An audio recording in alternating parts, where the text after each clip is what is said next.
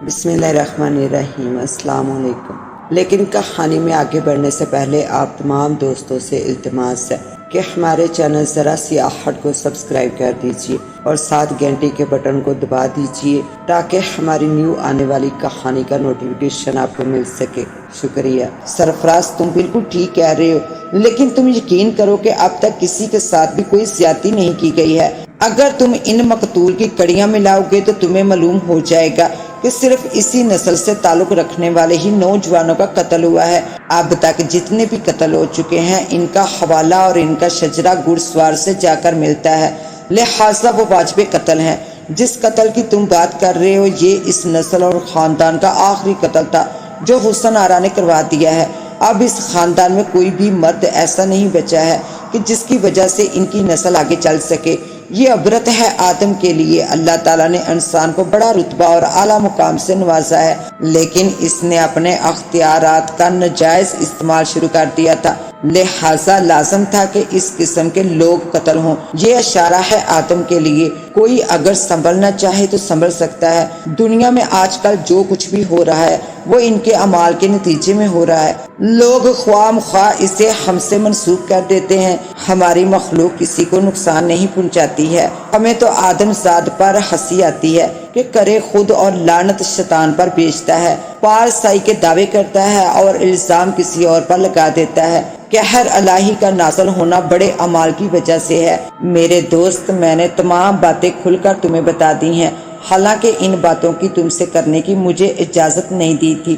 میرے دوست، تم سے میں نے شادی کا وعدہ کیا تھا۔ سچ تو یہ ہے کہ میں تم سے بے پناہ محبت کرتی ہوں، اتنی محبت کہ جس کا تم تصور بھی نہیں کر سکتے ہو۔ میرا عشق سچا ہے، لیکن اب میں شادی سے انکار کرتی ہوں۔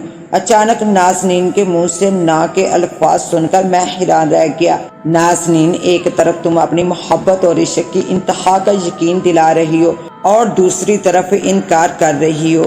کیا تمہیں میرا کوئی امتحان چاہیے؟ میں جو بڑی دیر سے اس کی باتیں سن رہا تھا خاموش نہ رہ سکا۔ سرفراز، میری محبت پر شک مت کرو، بات کچھ ایسی ہے اور اس کے سوا میرے پاس کوئی چارہ نہیں۔ وہ روحانی سی ہو کر بولی۔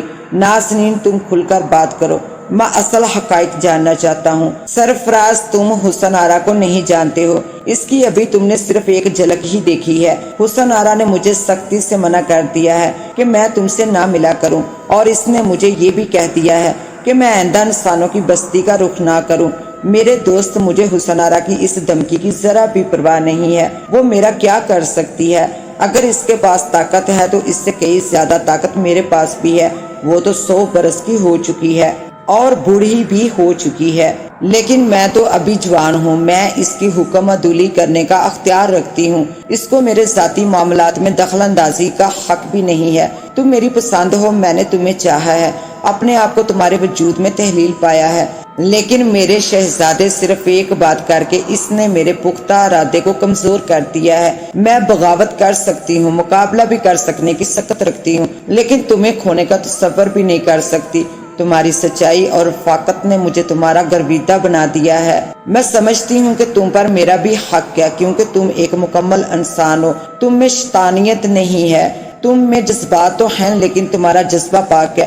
تم یقیناً ایک روشن اور پاکیزہ خیالات کے انسان ہو اور صاف دل والے کا مجھے انتظار تھا۔ میں نے طویل مسافت کے بعد تمہیں پایا ہے اور پا کر کھونا میرے اختیار میں نہیں ہے۔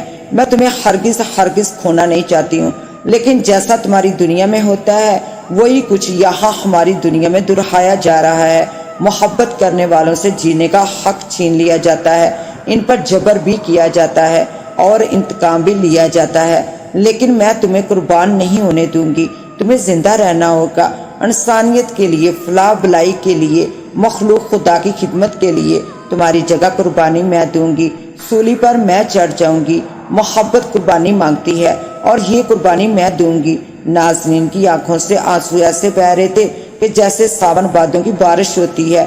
تم کیا کہہ رہی ہو نازنین؟ مجھے کچھ سمجھ نہیں آ رہی۔ سرفراز، حسن آرا نے مجھے دھمکی دے دی ہے کہ اگر میں نے تم سے تعلقات یوں ہی رکھے تو وہ اپنے بیٹے کے ذریعے تمہیں قتل کروا دے گی۔ سرفراز، میرا جسم دکھ رہا ہے، اس نے مجھے اس قدر مارا ہے کہ میرے جسم کا کوئی بھی حصہ ایسا نہ بچا ہے جس پر نیل نہ پڑ گئے ہوں۔ جب تم بے ہوش پڑے تھے اس نے اپنے بیٹے کو بلا کر تمہاری شکل دکھا دی ہے اور اسے بتا دیا ہے کہ اس سے بھی ایسی دردناک اور عبرتناک موت مارنا کہ پھر کبھی کوئی آدم زاد اس طرف کا رخ نہ کرے۔ یہ وہ کڑی شرط تھی جس کی تکمیل میرے اختیار میں نہیں ہے۔ میں تمہیں قتل نہیں کروا سکتی، وہ بڑی ظالم ہے، اس کی مرضی کے خلاف کوئی بات ہو جائے تو وہ موت کے علاوہ اور کوئی سزا تجویز کرتی ہی نہیں۔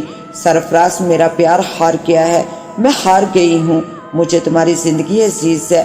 میں نے اس سے وعدہ کر لیا ہے کہ میں اب کبھی تم سے نہیں ملوں گی اور نہ میں کبھی گھر سے باہر قدم نکالوں گی۔